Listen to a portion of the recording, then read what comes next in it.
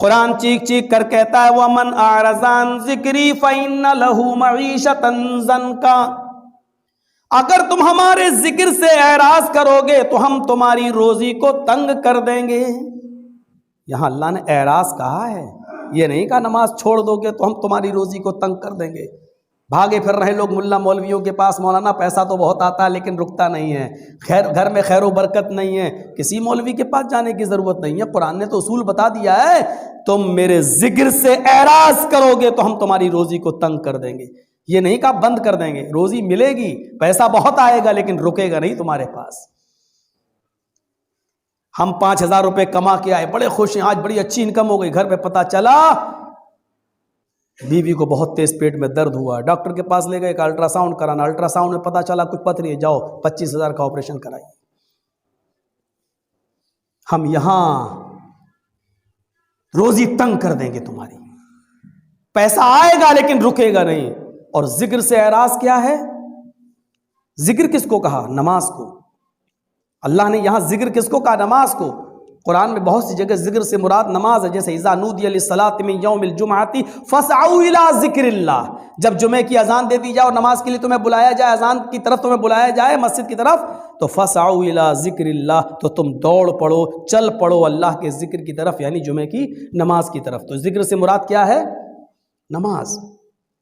فاذکرونی اذکرکم، تم مجھے یاد کرو گے تو میں تمہیں یاد کروں گا، مطلب تم میرا ذکر کرو گے یعنی میرے لیے نماز پڑھو گے تو ہم تمہیں بھی یاد رکھیں گے۔ یہاں اللہ نے کیا کہا؟ وَمَنْ أَعْرَضَ عَنْ ذِكْرِي، جو میرے ذکر سے اعراض کرے گا۔ اعراض کہا ہے، اعراض چھوڑنا نہیں، چھوڑنا تو جرم ہے۔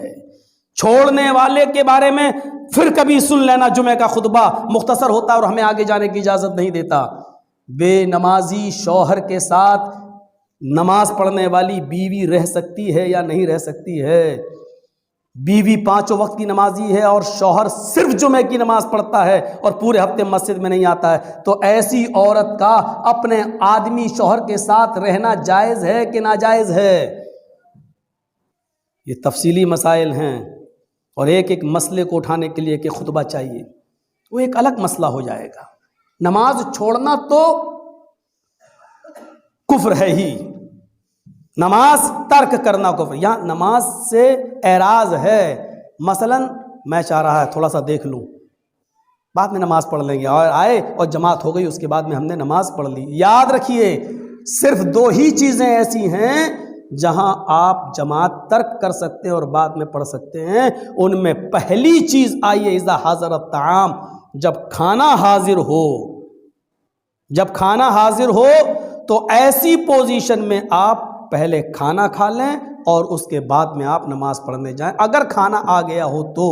لیکن ابھی چولہے پہ چڑھا ہے، آنے میں تھوڑا 5 منٹ ٹائم ہے، مسجد اذان کی آواز آ گئی ہے، تو پھر آپ کو پہلے مسجد میں جانا پڑے گا، پھر وہاں سے آ کے آپ، لیکن اگر آ گیا ہے، دسترخوان پہ لگ گیا ہے، آپ کے سامنے موجود ہے، تو آپ پہلے کھائیں گے بعد میں۔ کیوں؟ کیونکہ اب آپ نماز نہیں پڑھ پائیں گے، کیونکہ نماز جب آپ پڑھیں گے تو آپ کا دماغ دسترخوان پر لگا رہے گا۔ تو اس لیے پہلے آپ نماز پہلے کھا لیجئے، اس کے بعد میں نماز پڑھنے جائیے۔ اور دوسرا اذا القضاء، آپ کو سخت لیٹرین یا پیشاب کی حاجت ہے، تو ایسی صورت میں آپ پیشاب اور پائخانے سے پہلے فارغ ہو جائیں اور اس کے بعد میں آپ نماز پڑھنے کے لیے جائیں۔ اگر 1-2 رکعت نکل رہی ہے تو نکل جانے دیں۔ معاف کیجئے گا، بیماری اس میں شامل نہیں ہے، سوچ لیجئے گا۔ اذان کی آواز آ رہی ہے اور آپ کے والد بیمار ہیں، آپ گاڑی میں بٹھا چکے ہیں ان کو، تب تو آپ لے جا سکتے ہیں۔ لیکن اذان کی آواز آ رہی ہے، ابھی گاڑی آئی نہیں ہے، گاڑی آنے والی ہے اور گھر کے دروازے پر کھڑی ہونے والی ہے، ایسی صورت میں آپ کے باپ لیٹ کر بیٹھ کر جیسے چاہیں ویسے نماز پڑھیں، لیکن آپ کو مسجد میں جانا ہے، نماز پڑھنا ہے، صرف فرض ہی فرض پڑھ کے آنا ہے، لیکن نماز پڑھنے کے لیے جانا ہے آپ کو۔ یہ کنڈیشن ہے، یاد رکھیے گا، اس کنڈیشن میں کوئی رو رعایت نہیں ہے، کسی بھی حال میں معاف نہیں ہے۔ اگر آپ کو موب لنچنگ کرنے والوں نے پکڑ لیا ہے اور آپ کو ایک درخت سے باندھ دیا ہے اور اذان کی آواز آ رہی ہے، تو ایسی حالت میں بھی آپ کو نماز پڑھنا پڑے گی۔ اگر وہ آپ کی ہاتھ پیر رسیوں سے نہیں کھولتے ہیں تو آپ کو نیت سے وضو کرنا ہوگا. میں نے وضو کی نیت کر لی ہے.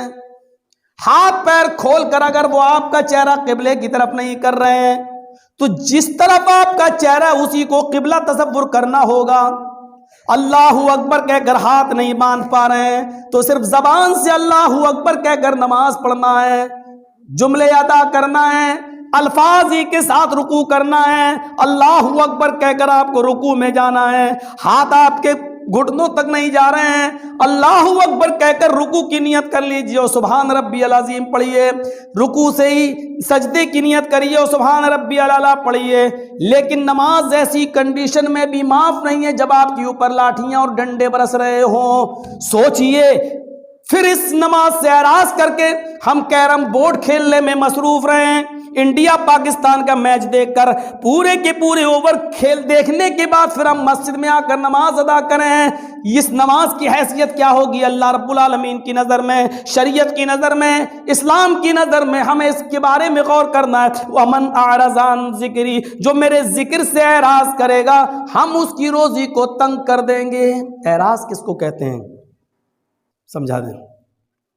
ایک چھوٹا سا بچہ اپنی ماں کا دودھ پیتا ہے اور ٹی وی چل رہی ہے, ماں کوئی سیریل دیکھ رہی ہے اور بچہ رو رہا ہے.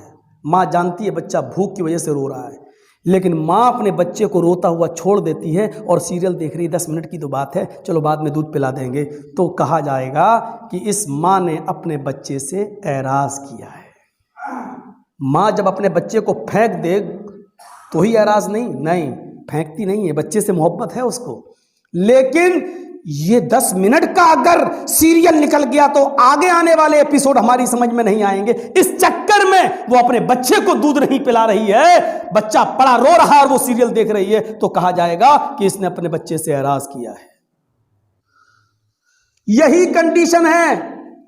یہاں اذان کی آواز آتی ہے حی علی الصلاۃ اور ہم بیٹھ کر ٹی ویاں دیکھ رہے ہیں, کیرم بورڈ کھیل رہے ہیں یا پاور لوم چلا رہے ہیں, اور کھل کر کہہ دوں یا کار چوپ کے اڈے پر بیٹھ کر ہم زردوزی کا کام کر رہے ہیں, اذان کی آواز سن کر بھی ہم مسجد میں نہیں جا رہے ہیں, تو کہا جائے گا کہ اس نے نماز سے اعراض کیا ہے.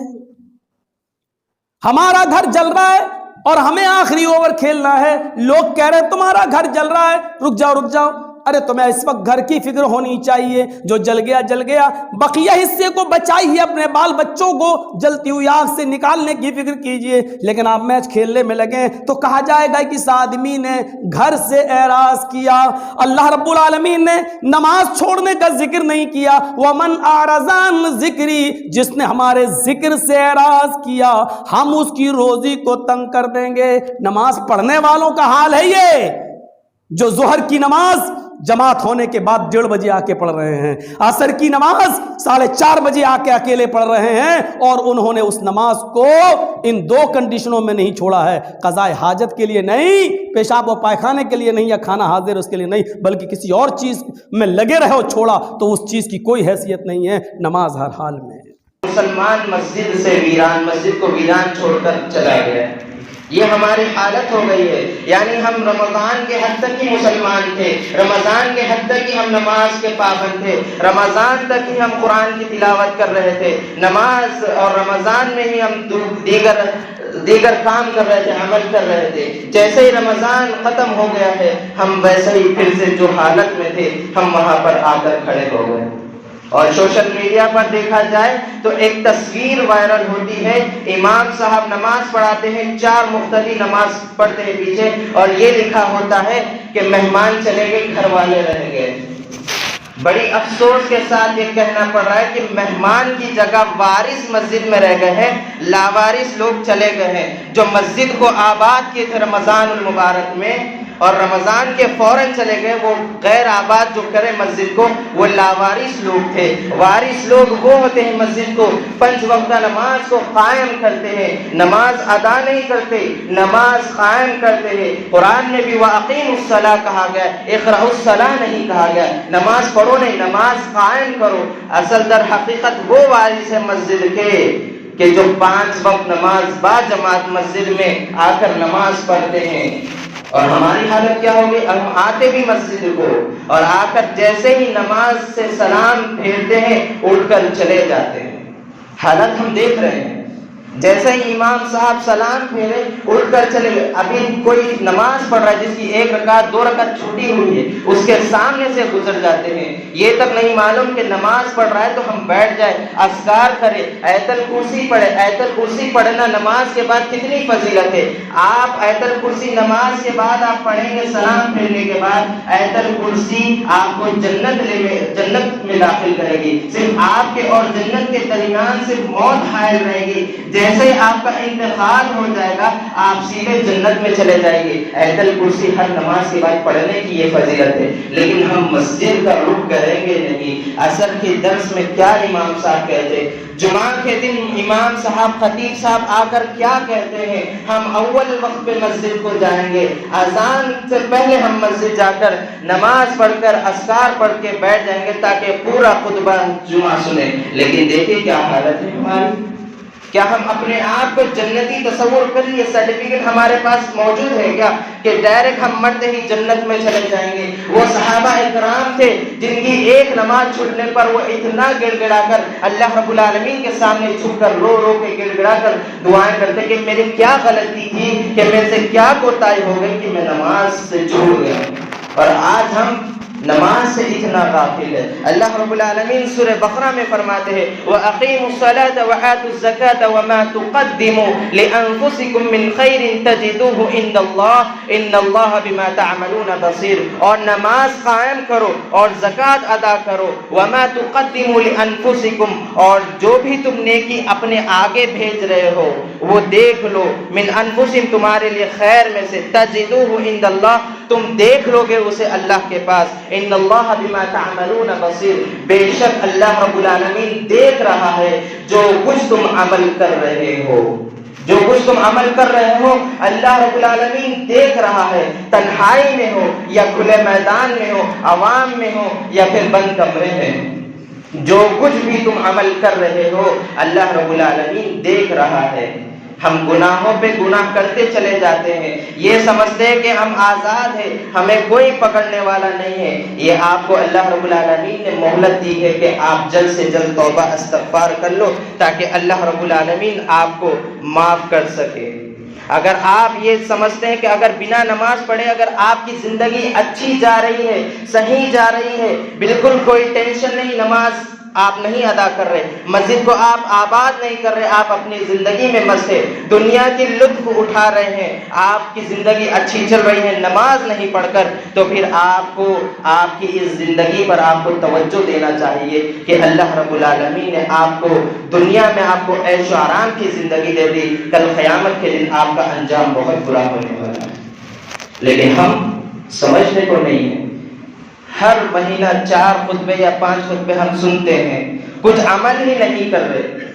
عصر اور فجر میں تو بات ہی نہیں کریں کہ عصر اور فجر میں تو ہم آتے ہیں، آئے بھی تو چلے جاتے ہیں، آئے بھی تو ہم چلے جاتے ہیں، لیکن جو جمعہ کے دن ہم آتے ہیں مساجد کو نماز پڑھنے کے لیے، 5 جمعہ کو ہم آ رہے ہیں مسجد کو، خطبہ سن رہے، نماز پڑھ رہے اور جا رہے، کیا ہم اپنے اندر امپلیمنٹ کر رہے، کیا ہم اپنے زندگی کو ویسے ہی گزار رہے جیسے گزارنے کو کہا گیا ہے اللہ رب العالمین نے؟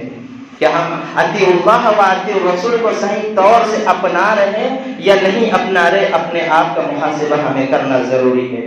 کہنے لگے زندگی آزمائش بن گئی، دعائیں قبول نہیں ہوتی، ہم کہتے زندگی تو ہم آزمائشوں سے گزر رہے، دعا قبول نہیں ہوتی، ہم کہتے اگر پوچھے فجر کی نماز ہوئی، ان سے پوچھو جا کر اگر آپ کی فجر کی نماز ہوئی تو کہتے ہیں کہ آنکھ نہیں کھلی، اور پھر کہتے ہیں زندگی آزمائشوں میں گزر رہی ہے، ہمارے دعاؤں کی بھی ہم دعائیں بھی کر رہے تو ہماری دعا قبول نہیں ہوئی، فجر کی نماز تک مسجد میں آ کر نہیں پڑھتے تو کہتے ہیں آنکھ نہیں کھل رہی۔ تو پھر تم رات کو سونے سے پہلے یہ سوچ لو کہ اگر تمہاری یہ آنکھ اب تم بند کر رہے ہو، کیا تم آنکھ کھول پاؤ گے فجر کے لیے یا فجر کے بعد؟ یہ تصور ہمیں کرنا چاہیے۔